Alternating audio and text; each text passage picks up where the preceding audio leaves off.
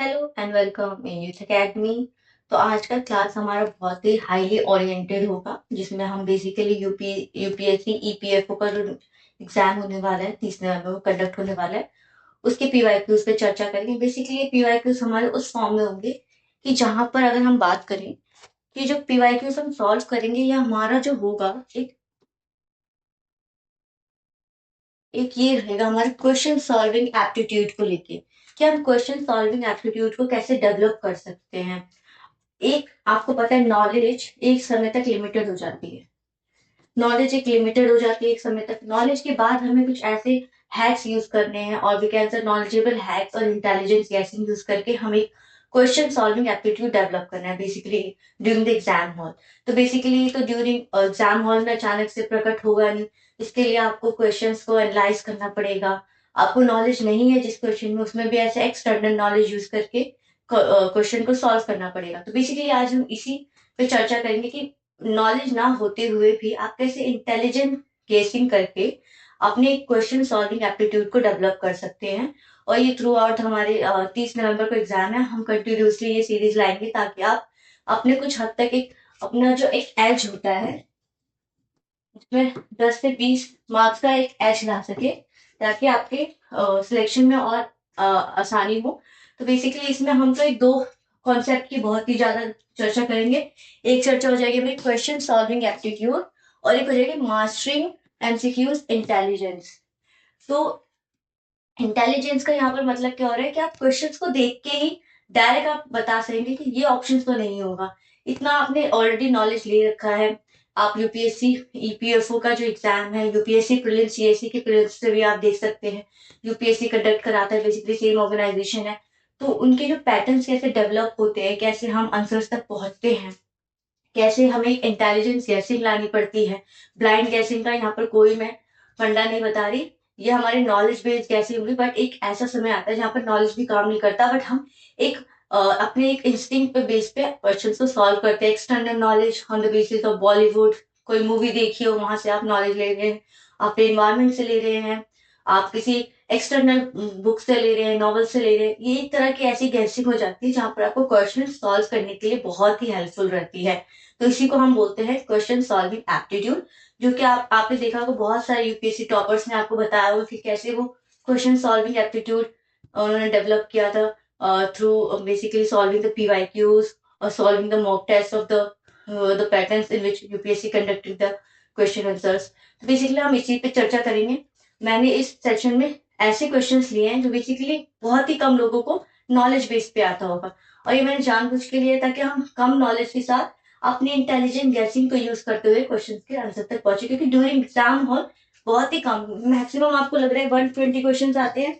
उसमें से अगर आपको 40-30 भी एक्यूरेटली नॉलेज बेस पे आप करेक्ट कर पाए तो बहुत ही आप सही नॉलेज पे है। बट अगर नहीं कर पाए तो उसके बाद आपकी ये question solving aptitude, mastering the MCQs intelligence ही काम आएगी। ये जो दो टर्म्स है बहुत ही इंपॉर्टेंट हो जाते हैं। तो बेसिकली इसको और लेमैन लैंग्वेज में बताऊं तो यहाँ पर हम पेपर सॉल्विंग हैक्स देखेंगे, सॉल्विंग हैक्स के बारे में जानेंगे, जिसमें क्या होगा हमारे हैक्स में ट्रिक्स आएंगे कि हम कुछ ऐसे कीवर्ड्स पे एनालिसिस देंगे, ऐसे फोकस पॉइंट अपना इंक्रीज करेंगे ताकि हम देखेंगे कि कैसे हम ऑप्शन से ही अपने आंसर तक पहुंच सके। ऑप्शन को एलिमिनेट करके कैसे आंसर तक पहुंचा जा सकता है। तो ये हमारा आज का क्लास बहुत ही डायमंड, इसको मैंने नाम भी दिया स्टार्ट माइनिंग। जैसे कि कोयले की खदान में आप डायमंड को माइन करते हैं, यहाँ पर भी हम क्वेश्चंस को माइन करेंगे।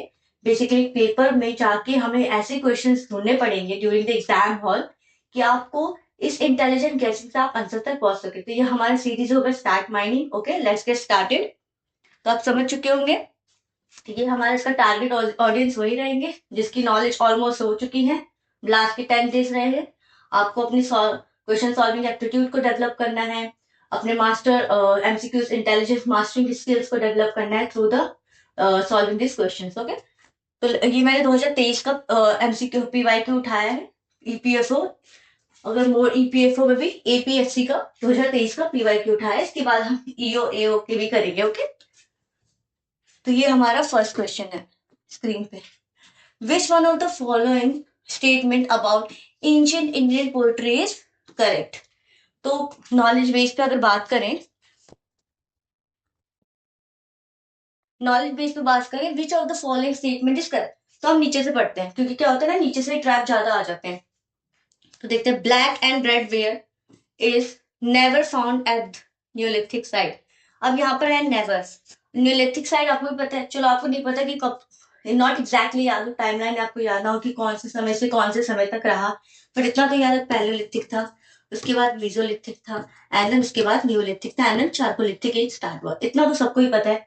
तो उसमें पूछा है black and red ware pottery never found in neolithic site. इतना एक्यूरेटली तो हिस्ट्री आपको सबको पता है, नहीं इतनी एक्यूरेटली लिखी गई, ये सब एक अजप्शन बेस्ड स्टोरीज है, एक एविडेंस बेस्ड थ्योरीज है, जो कि इतना कोई नलीफाई, उसको नलीफाई भी नहीं कर सकता क्योंकि यहाँ पर एविडेंसेस मिले हो।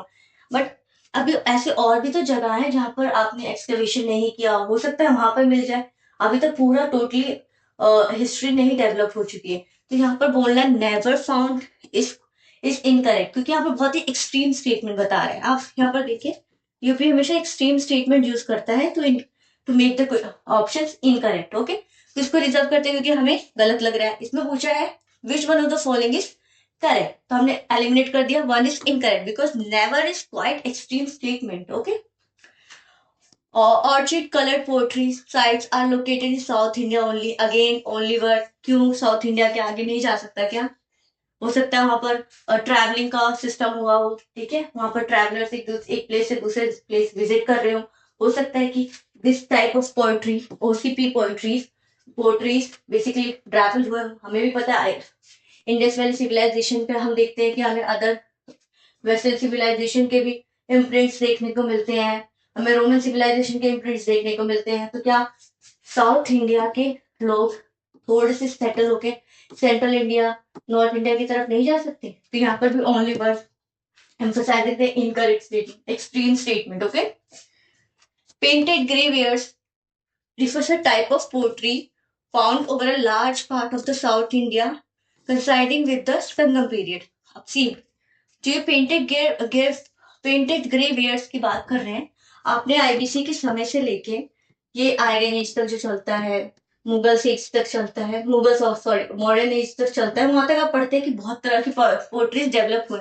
और ये संगम एज की बात कर रहे हैं, ये संगम एज 1 सेंचुरी के बाद की बात है, और ये हमारी बीसी की बात हो रही है, बिफोर क्राइस्ट।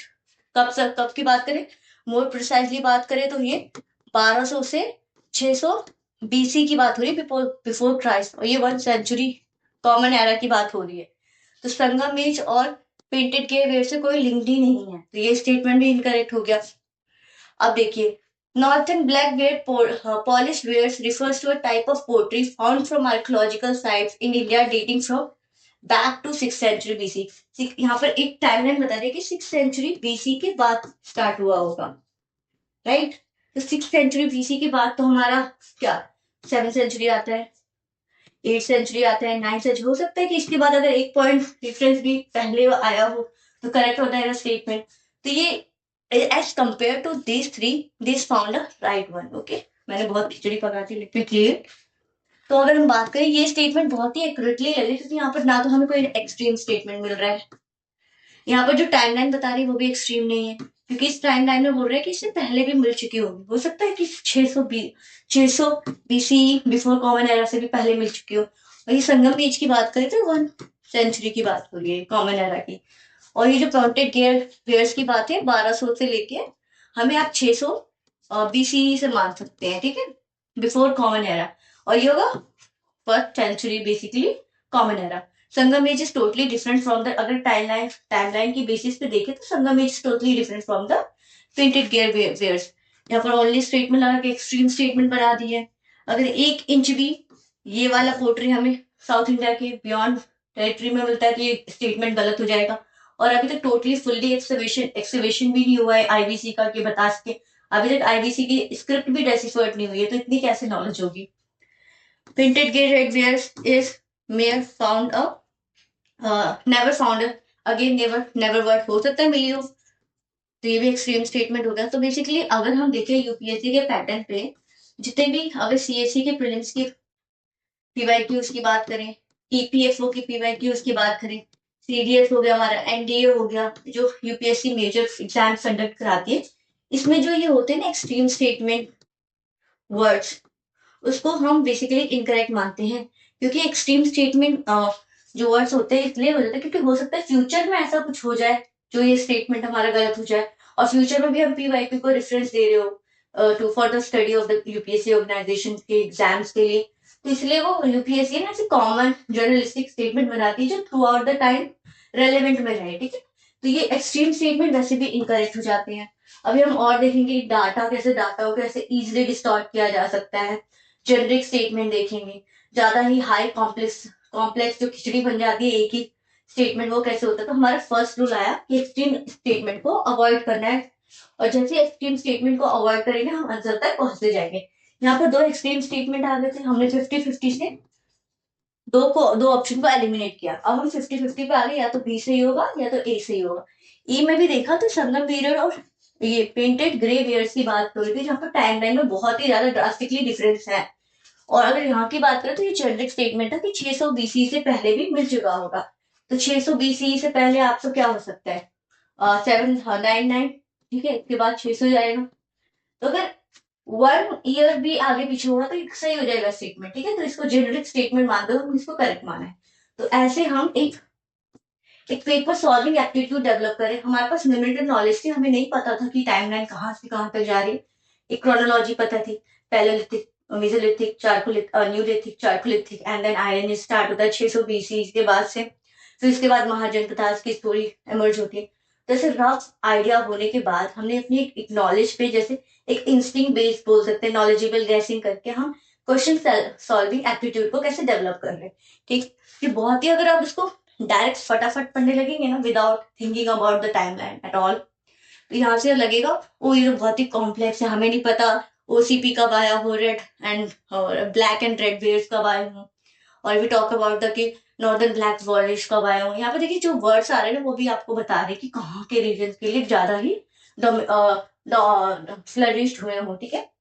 तो इससे आप समझ रहे हैं कि हमारा ऐसे मिनिमम नॉलेज पे मैक्सिमम गैसिंग यूज करते हुए, विद इंटेलिजिबल गैसिंग यूज करते हुए, एक mastering the MCQs intelligence aptitude को कैसे डेवलप करना है with this type of framework. Okay, तो this is kind of a method, you can say paper solving method, or for the easy convenience you can say paper solving hacks, tricks, whatever you want to. Okay, so this is the way we are going to proceed. So it is very important for your exam perspective, क्योंकि during the exam you got so much immense pressure कि आप समझ ही नहीं पाएंगे कि timeline क्या थी। तो ऐसे रफ टाइमलाइन आप यूज करके आंसर तक पहुंच सकते हैं। तो हमारा आंसर हो गया ए, और A is the correct statement. Okay, let's move to second question. Second question को कैसे करेंगे, सी यहाँ पर आप पढ़ेंगे, मैं आपको ना वैसे ही बता रही हूँ जैसे मैंने खुद एग्जाम में कैसे इसको सॉल्व किया था। तो मैंने जैसे एग्जाम में कैसे सॉल्व किया उस हिसाब से मैं आपको इंटेलिजेंट गैसिंग यूज करते हुए बता रही हूँ। तो देखिए यहाँ पर क्या पूछा गया है, following are the central federal and trade unions of work form in India. ठीक है, ये हमारे बहुत सारा ऐसे वर्कर्स यूनियन होंगे जो ट्रेड यूनियंस होते हैं वो फॉर्म हुए होंगे। तो यहाँ पर क्रोनोलॉजी पूछ रहे अर्लीस्ट टू द लेटेस्ट, सबसे पहले कौन सा आया और उसके लेटेस्ट में कौन सा है, बेसिकली ये पूछा जा रहा है। तो इफ वी सी, तो इसमें हम देखें कि इसमें हमें ऑप्शन पे जाना है, हमें डायरेक्ट ये स्टेटमेंट को नहीं टच करना, totally just ignore the statement part, first go to the option. तो देखिए यहाँ पर 1122, अब हमें इतना पता चल गया कि सबसे पहले तो या तो ये वाला आया होगा, क्रोनोलॉजी में क्रोनोलॉजी बेसिस पूछ रहे हैं डायरेक्ट, ठीक है, क्रोनोलॉजिकली, ठीक है। या तो यहाँ से देखिए, लेट मी रेस, या तो 1 वाला आया होगा या तो 2 वाला होगा। तो let's catch the 1 and 2 part. तो Indian national trade union congress, all India trade union congress, अब आप कांग्रेस भी याद कर सकते हैं, कांग्रेस पार्टी जो 1885 के समय में आई होगी, ठीक है। अब आप ही समझिए, all India trade union congress, Indian national trade union congress, आप ही बताइए कि during the you can say independence movement और the emergence of after emergence of the हमारा ये कांग्रेस पार्टी, तो आपको क्या लग रहा है, कौन सा आपको मोर रेलेवेंट लग रहा है। आपने स्पेक्ट्रम में कहीं पर भी तो पढ़ा होगा, ऐसे कुछ वर्ड्स आए होंगे, आई AITU सी करके, और एक ऐसे आएंगे INTUC करके। तो आपको कौन सा इंस्टिंक्ट बेस पे कौन सा रिमेम्बर हो रहा है मोर फ्रिक्वेंटली। तो अगर मैं बात करूं मैं पर्सनली बात करूँ तो मैंने स्पेक्ट्रम पढ़ी है, ठीक है, वो 1 पेज से लेके पूरे लास्ट पेज तक स्पेक्ट्रम पढ़ी है। मैंने उसकी मल्टीपल रीडिंग कर रखी है। ओके, 5 to 6 टाइम तो ऐसी मैंने डायरेक्टली पेज बाय पेज पढ़ रखा है। तो मुझे इतना पता है, all India trade union Congress के बारे में तो पहले पढ़ा है।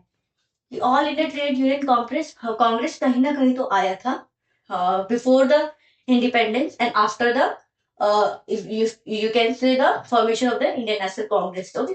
और this associate with the INC, Indian national Congress से एसोसिएट था। तो यहाँ पर हमें देखिए, हमें नहीं पता इसमें से कौन पहले आया, हमें पता है कि सेकंड एंड वन को देखना है। इजी हो गया मान ली, हमें बस इन दोनों को देखना था, इसमें मुझे लगा ये पहले आया है। तो जैसे ही मुझे आइडिया आया कि ये पहले आया है तो मैंने इसको एलिमिनेट कर दिया। वैसे 50-50 अगेन आ गए 50-50 पे। इसमें भी आपको अपनी ना एक इंस्टिंक्ट डेवलप करनी होगी। आप नॉलेज तो ले रहे, साथ ही साथ आपका फर्स्ट माइंड क्वेश्चन को देख के क्या रिस्पॉन्ड करता है वही करेक्ट होता है, ठीक है। साइंटिफिकली प्रूवन है, क्योंकि आप जब किसी चीज को पढ़ते हैं तो आपका माइंड स्टोर कर लेता है इन सब काइंड ऑफ मेमोरी। तो जब आप क्वेश्चन को देखते हैं तो वो आपको क्लिक कर देता है सडनली, बट आप उसको जो रिस्पॉन्स मिलता है आपको नर्व सिस्टम से, आप उसको रिसीव नहीं कर पाते। बट आपको अपनी इंस्टिंक्ट को डेवलप करनी पड़ेगी। तो मैंने जिसकी all India trade union conference के बारे में मैंने स्पेक्ट्रम में पढ़ रखा है, और मुझे नहीं पता था कि यूनाइटेड नेशन पहले आया था, सेंट्रल ऑफ इंडियन पहले आया था, भारतीय मजदूर संघ पहले आया था, मुझे नहीं पता। By the way it is a repeated question from the PYQ test. ये पीवाईक्यू से रिपीट हुआ है क्वेश्चन। तो आपको पता है पीवाईक्यू दो चीजों के लिए इंपॉर्टेंट हो जाता है। फर्स्ट, रिपीट होते हैं क्वेश्चन। सेकंड, आपको एक फ्रेमवर्क बताते हैं कि कैसे क्वेश्चंस पूछे जा सकते हैं। थर्ड, थीम भी चीज बताते हैं कि कौन से थीम पे आपको ज्यादा प्रेटराइज करना है, फोकस करना है। तो इसलिए पीवाईक्यू जैसे भी थीम और एक तीन चीजों के लिए इंपॉर्टेंट हो जाते हैं। तो मैंने इस सबको छोड़ा, मैंने इन दोनों पे ध्यान दिया। इन दोनों में भी मुझे लगा 2 पहले आएगा, ठीक है। तो ये मैंने हटा दिया, 2 आ गया।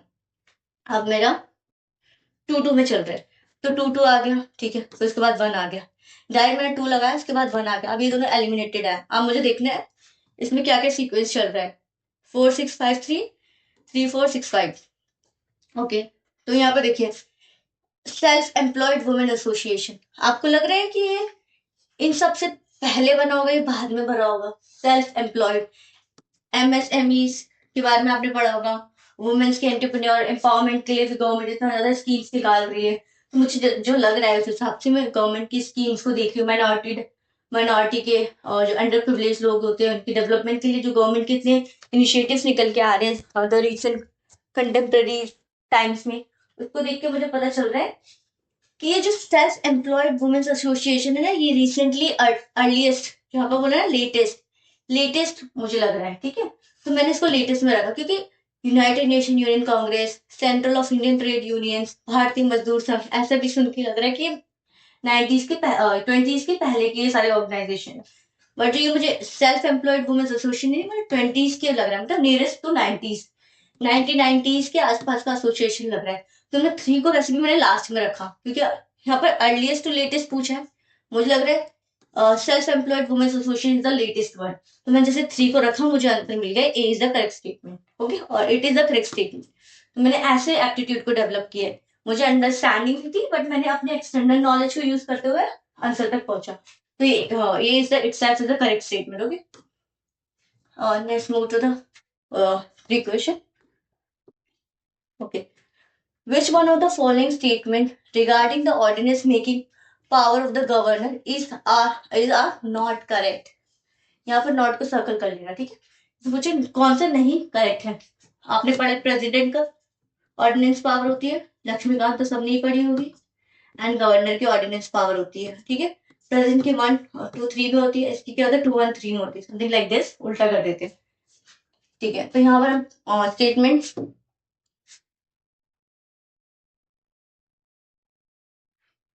इसमें हम पढ़ते हैं स्टेटमेंट 1 से। It is a discretionary power and does not entail the advice of the minister. अब आपने लक्ष्मीकांत पढ़ी होगी कि एवरीथिंग विच इज प्रेसिडेंट और governor do in the accordance with the UCoM, और you can say union council of minister के accordance aid and advice पे करता है president. Same goes with governor. Governor centre के बोल सकते हैं सेंटर काउंसिल ऑफ मिनिस्टर्स के एडवाइस पे करता है। तो ये discretionary power without the aid and advice of the ministers, ऐसे कैसे हो गया? यहाँ पर तो बात ही हो रही ना, executive is responsible to the legislature. Parliamentary form of the government का बैकबोन क्या है, स्पिरिट क्या है? Executive is responsible to the legislature. Okay, तो इस हिसाब से हम बात करें तो इसका कोई डिस्क्रिशनरी पावर नहीं है। हम सबको पता है कि प्रेसिडेंट का ordinance power is not a discretionary power, it is in the spirit of accordance with the aid and advice of the council of ministers. Same goes with governor. तो यहाँ पर वैसे भी हमारे गलत हो गया, ठीक है। और इसमें मुझे नॉट करेक्ट कौन सा है, ठीक है। तो ये it is a discretionary power and does not entitle the aid advice of the minister. ये इनकरेक्ट है। अब इसमें देखना वन किसमें है, वन इन दोनों में से है और ये एलिमिनेट हो गए क्योंकि इनकरेक्ट पूछा है हमें, करेक्ट नहीं पूछा। तो इनकरेक्ट वन मिल गया हमें। अभी हम अदर ढूंढने किया तो 2 और 3। अब इसमें भी हमारे कैच ये है कि जैसे मैंने दो स्टेटमेंट को एलिमिनेट किया, मेरे को पता है वन इज इनकरेक्ट, तो मुझे ये भी पता चल गया two is automatically incorrect because two is came in both the options. जैसे ही वन को एलिमिनेट किया हमने, one is the wrong statement, जैसे वन को पिकअप किया तो हमें पता चल गया दो स्टेटमेंट में, जो कि हमारे 50-50 चांसेस था, दो स्टेटमेंट में दोनों में दो दो आ रहा है। तो इसको without any reading you can consider it's a wrong statement. Okay, it is a wrong statement. अब you need to just read the third statement. So with regard to the repugnancy with the union law relating to the concurrent list, the governor's accordance will prevail notwithstanding the repugnancy if the ordinance had been made in a persuasion of the instruction of the president of India. Simple है, basically ये बात हो रही है concurrent list पे। Concurrent list है, उसमें basically power बनाने का यूनियन को भी अधिकार है और स्टेट को भी अधिकार है, ठीक है। तो इसमें पूछ रहे हैं स्टेट, एक ऐसा कोई लॉ है जिसमें यूनियन भी अपना कानून बना रही है, स्टेट भी बना रही है, लेकिन किस किस समय स्टेट का जो लॉ है वो प्रिवेल करेगा, जब स्टेट अपने लॉ को प्रेसिडेंट से साइन करवा लेगी, duly sign. Okay, something like this. तो ये तो करेक्ट है, हमने लक्ष्मीकांत में ही पढ़ा है, ये कहानी पूरी पढ़ रखी है ना कि कब कॉन्फिडेंट लिस्ट में कब स्टेट का पावर लॉ प्रिवेल करेगा ओवर द यूनियन लॉ, ठीक है। और एज वी कैन सर, अगर लॉ यूनियन लॉ से प्रिवेल कर रहा है तो basically law during emergency on absence of the basically you can से लेजिस्लेटिव असेंबली। तो बेसिकली जब absence of the legislative assembly का, तभी तो गवर्नर ऑर्डिनेंस पावर यूज करता है। तो जब law will prevail over the union law, state law will prevail over the union law on the concurrent list after the state get the approval of the president. Okay, तो इसमें क्या होता है, same with governor. Governor अगर ordinance power को use करती है on the concurrent list which is basically the union and state both have the power to make one, तो इसमें क्या करेगा, गवर्नर का जो ऑर्डिनेंस पावर वो प्रिवेल कर देगा over the union because it get the approval of the president. Same कहानी बता रहा है और इट इज करेक्ट। तो बेसिकली हमारा one is correct statement with regard to that, it is incorrect क्योंकि नॉट करेक्ट पूछा। नॉट करेक्ट इज ये इनकरेक्ट है, ये इनकरेक्ट है, बट 3 इज करेक्ट। जैसे 3 करेक्ट होता है तो ये एलिमिनेट हो जाता है and 1 and 2 is the correct statement. तो ऐसे हमारी कुछ कहानी चलेगी। हमने इस क्लास में 3 क्वेश्चंस को किए हैं, इसी से हमारा बेसिकली ये जो मैंने क्वेश्चंस उठाए हैं पीवाईक्यू से, तो ये बेसिकली मैंने हार्डेस्ट के हार्डेस्ट उठाए क्योंकि क्या होता है एग्जाम्स के समय में स्टूडेंट्स की पूरी नॉलेज ही गायब हो जाती है। ओके, समझ नहीं आता ऑर्डिनेंस पावर क्या है, कभी कभी तो रिसर्च कर रहे थे माइंड में कि ऑर्डिनेंस पावर ये था। तो इसी के हिसाब से मैंने टफ से टफ क्वेश्चन उठाए हैं जो कि बेसिकली एग्जाम में क्वेश्चन पढ़ते समय ही पूरे खिचड़ी पक जाती है। तो इसमें हम कैसे अपनी माइंड को प्रेजेंस ऑफ माइंड रखना है, क्वेश्चन सॉल्विंग एप्टीट्यूड को डेवलप करना है with in this 9 days only. Okay, basically you already have the some experience because you already gained the knowledge about the specific subjects। और साथ ही साथ हमें एमसीक्यू इंटेलिजेंस तो करना ही है और ये ऐसे ट्रिक्स को यूज करके आप कर सकते हैं। सो आज मैंने 3 क्वेश्चन रखा है, ओवरलोडेड ना हो जाए। And thank you everyone for watching session and stay tuned for next part for this series. Thank you everyone.